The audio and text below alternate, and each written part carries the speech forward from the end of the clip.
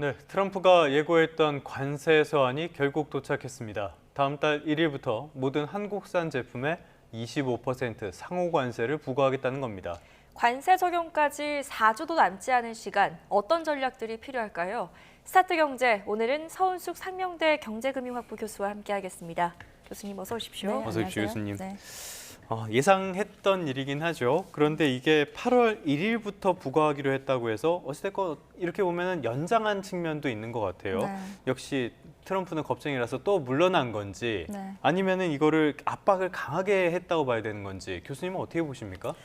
뭐 이게 이제 우리가 이제 일반적으로 좀 연기된 부분을 가지고 뭐 불행 중 다행이다라고까지 표현하시는 사람들도 있는데 뭐 불행 중 다행인 부분도 있고 뭐 불행인 측면이 여전히 남아 있죠. 우리 입장에서는. 예. 그래서 사실 이제 시간 확보 한 3주 정도의 시간 확보를 했죠. 근데 이제 이 시간 확보는 이미 사전에 그 7월 8일 날 그 공식적으로 서한을 보내고 실질적으로 그 관세가 부과되는 시기는 8월 1일이라고 설명을 했기 때문에 이거는 우리도 예측을 했던 부분이기도 하고요. 예. 이제 어쨌든 그 관세 부과가 확정된 부분은 이제 아니잖아요. 시점이 이제 그렇죠, 8월 그렇죠. 1일로 연기가 된 부분이 있기 때문에 아직 협상의 여지가 좀 남아 있다라고 하는 부분이 우리한테는 좀 긍정적으로 볼 수가 있고요. 그 트럼프 행정부가 한국 측이 어떻게 반응하는지, 그다음에 협상을 어떻게 진전시키는지에 따라서 정책을 좀 재고할 가능성도 있다라는 여지도 남겨두고 있는 것 네. 같아요. 서한의 내용을 살펴보면은. 그래서 근데 그럼에도 불구하고 관세 부과 자체는 좀 확정했다라고 이제 보는 게 맞다라고 봐요. 오늘 서한을 공식적으로 이제 예. 보낸 거에 그 문구들을 조금 살펴보면 그런데요. 이게 다시 보면은 상호 관세 25% 부과하겠다라고 하는 것은 이제 그대로 적용이 된 거죠. 지난 4월에 그 네네. 부과하겠다라고 했던 비율 그대로 이제 적용이 되는 거고요. 이게 우리 흔히 얘기하는 것처럼 그 시한폭탄의 카운트다운은 시작은 됐지만 늦춰졌지만 그 폭탄 자체가 없어진 것은 아니다라고 봐야 되는 부분이 있죠. 그래서 불확실성이 굉장히 확대되고 있는 상황이다라고 봐야 됩니다. 왜냐하면 관세가 부과되는 기업들 입장에서는 사실은 투자 계획이나 아니면은 예. 뭐 수출 계획이나 이런 것들, 그러니까 우리가 흔히 말하는 것처럼 그 수출 계약이나 이런 부분들을 전부 다 불확실한 상황에서 진행을 해야 되기 때문에 경제 활동을 굉장히 위축시킬 수 있는 그런 상황이라고 봐야 되고요. 그다음에 이제 시점 연기는 어떻게 보면은 우리나라에게 그 협상에 대한 좀 더 강한 예. 압박으로 협상 압박으로 다가올 수도 있는 상황이다. 3주가 남았잖아요. 그래서 그리고 이제 또 보면 행정명령 서명을 언급을 했단 말이에요. 그래서 이 말은 뭐냐면은 이제 법적인 구속력을 가진 조치를 준비하고 있다라는 것을 우리에게 이제 얘기를 한 겁니다. 그래서 만약에 협상이 결렬될 경우에 즉각적으로 관세 부과가 이루어질 수 있다라는 좀 경고성 그 멘트를 같이 했다라고 우리가 볼 수가 있습니다. 네.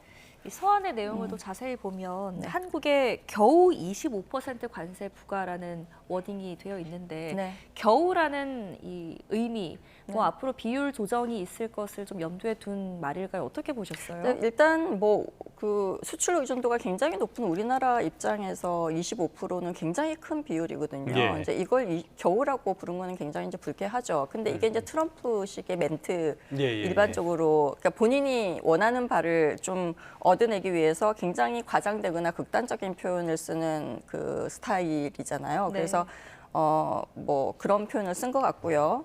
그러니까 이 겨우라는 표현이 주는 메시지가 굉장히 큽니다. 이 정도는 아무것도 아니다라는 메시지가 굉장히 큰 거죠. 더한 것도 할 수 있어라고 하는 그 메시지의 전달이 굉장히 크다라고 봐야 되고요. 그래서 한국 정부가 협상에서 좀 양보하도록 하는 굉장히 강한 그 압박하는 메시지다라고 볼 수가 있습니다.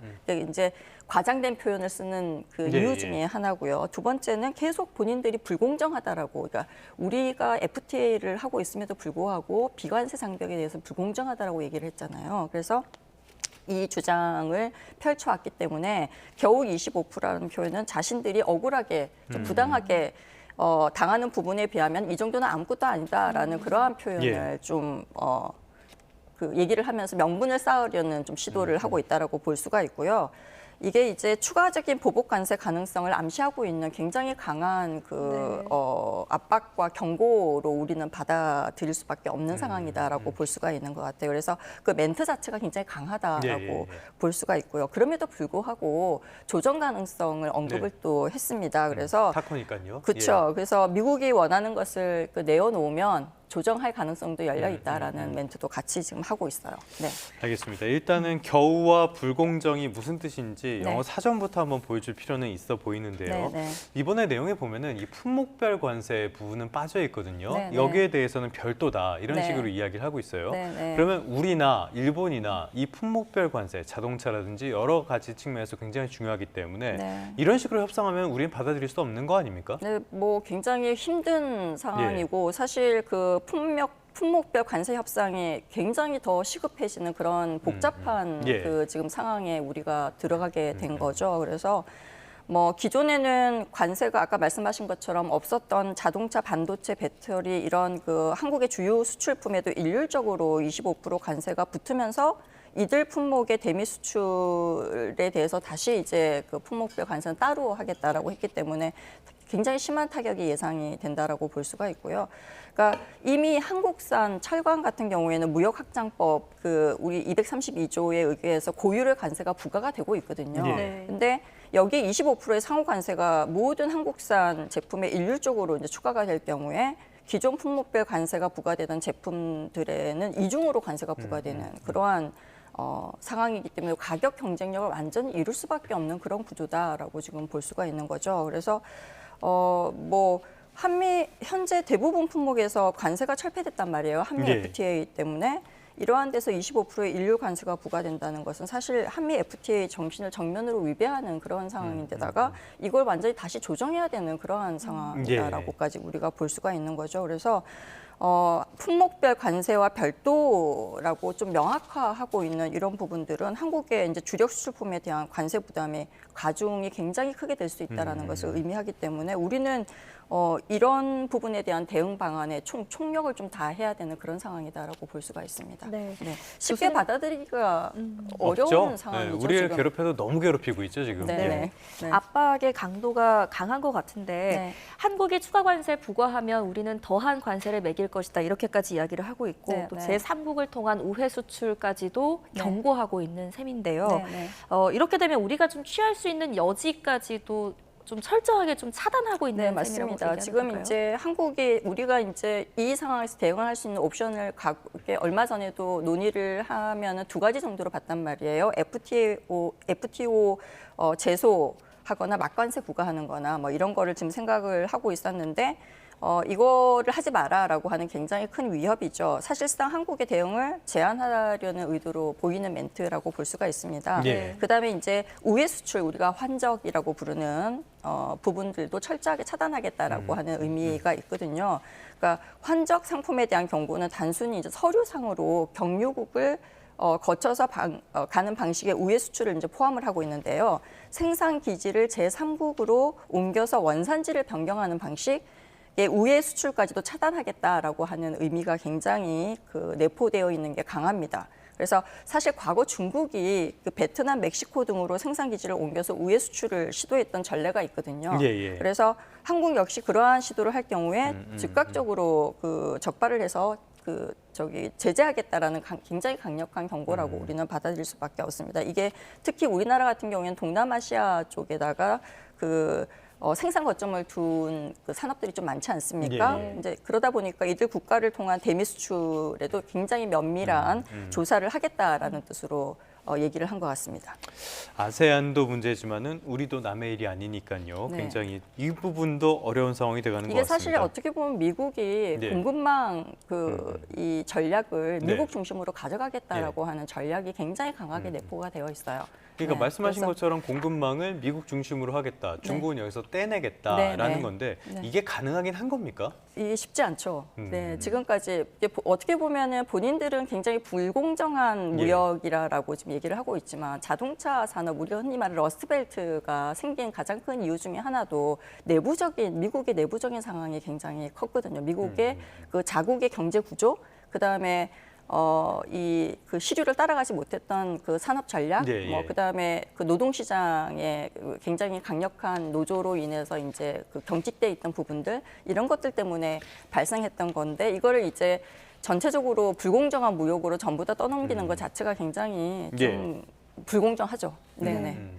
자, 거기가 이제 불공정하군요. 네, 예. 네. 네, 이제 우리에게 남은 시간은 거의 한 3주가량 정도 시간이 남았는데 네.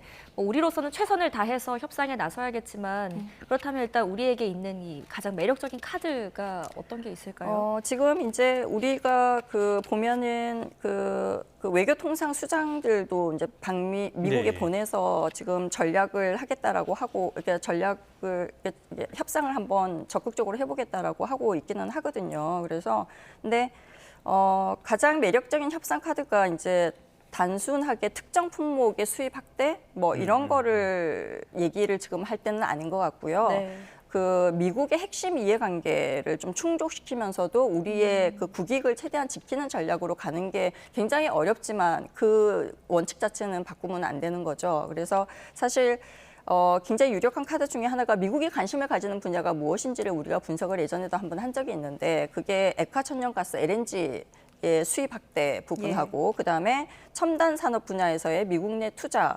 확대가 있었거든요. 그리고 특히 이제 미국산 LNG의 장기 계약 체결이나 예. 그러니까 미국 내 반도체 배터리 분야 투자를 확대를 하면은 이제 미국의 경제적 이해 관계를 만족시키면서 우리나라의 협상력을 좀 크게 높일 수 있다라는 게 이제 우리가 갖고 있었던 여러 가지 전략 중에 이제 하나거든요.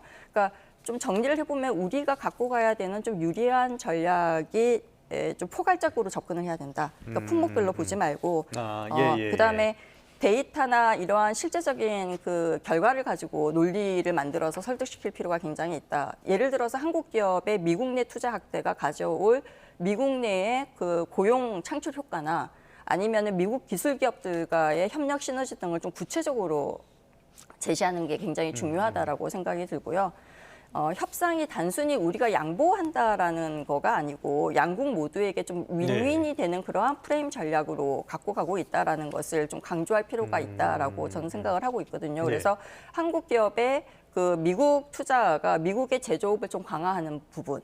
그다음에 한국의 LNG 수입이 미국의 에너지 자립에 기여를 하고 그다음에 한국의 조선기술 협력이 미국의 해양 안보에 굉장히 도움이 되는 그러한 우리가 해줄 수 있는 여러 가지 그 프레임이다라고 하는 식의 논리를 좀 개발해서 얘기하는 게 굉장히 중요하다라고 생각을 하고 있고요.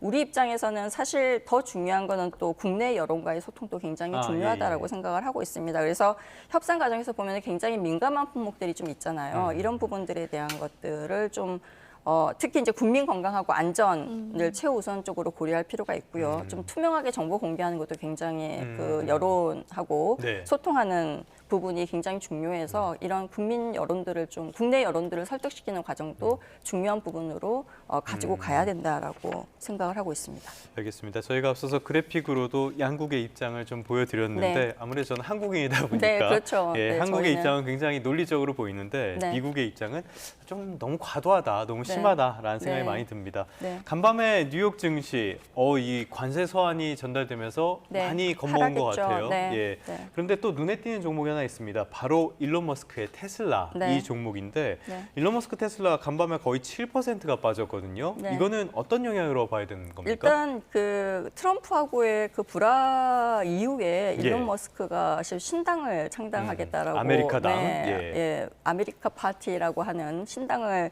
그 창당하겠다고 선언을 했죠. 그래서 이것 때문에 아마 가장 크게 영향을 받은 게 아닌가 생각을 합니다. 대부분의 투자자들이 그 CEO들이 경영 쪽에 집중하지 않고 정치적인 거에 리스크를 계속 가져오는 부분에 대해서 주가에 좀 안 좋은 영향을 미칠 것이다라고 하는 부분이 반영된 주가 하락이다라고 봐야 되겠죠? 네네. 네. 그러면 이 테슬라 투자자들 얘기를 또 안 해볼 수가 없는데요. 네. 국내에 지금 테슬라 주식 보유한 이른바 서학개미들이 굉장히 많지 않습니까? 네, 맞습니다. 이들에 대한 또 피해 우려는 없을까요? 굉장히 그 주가 지금 그 창당 그 선언하고 난 다음에 8%로 빠지면서 네네네. 8% 빠지면서 그날도 이게 많이 장을 빠졌죠. 마감을 예. 했죠. 그러니까 당연히 굉장히 크게 그 테슬라 투자자들이 영향을 많이 받겠죠.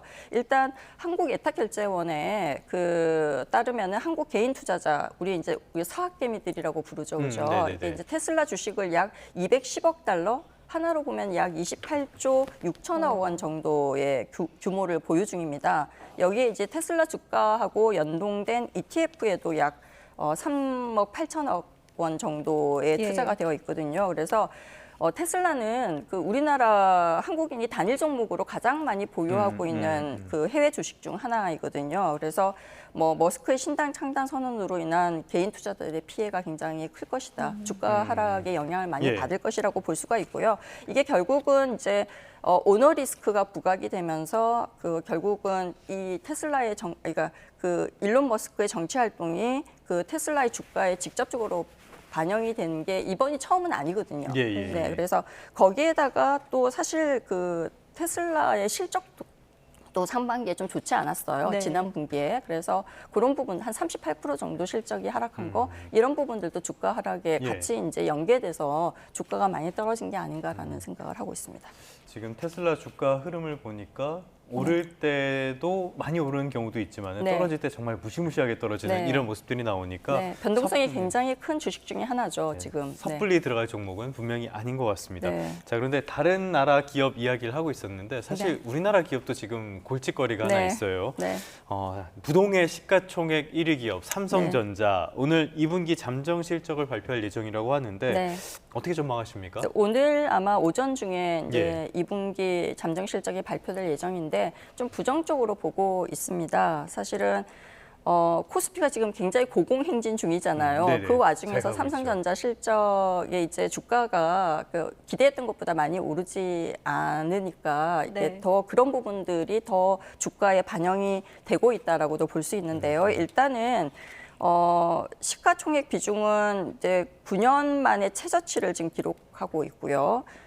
주요 원인이 이제 반도체 부분의 부진이 지속되고 있는 부분입니다. 이게 우리가 예전에도 한번 이 부분에 대해서 얘기를 한 적이 있는데 예. 파운드리 및 그 시스템 LSI 적자가 지속이 되고 있고요. 그러니까 대규모 적자가 이제 빨리 회복이 되고 있지 않는 부분. 네. 그다음에 그 우리 얘기하고 있는 고대역폭 메모리 HBM의 그 경우에 그 엔비디아 공급망 진입이 이제 계속 지연되고 있잖아요. 네. 이런 부분들이 굉장히 부정적으로 작용을 하면서 투자자들의 우려가 지속되고 있는 상황입니다. 그래서 이 부분도 그리고 이 HBM 출하량 또한 기대했던 것보다 오히려 좀 감소한 것으로 지금 나타나고 있고요.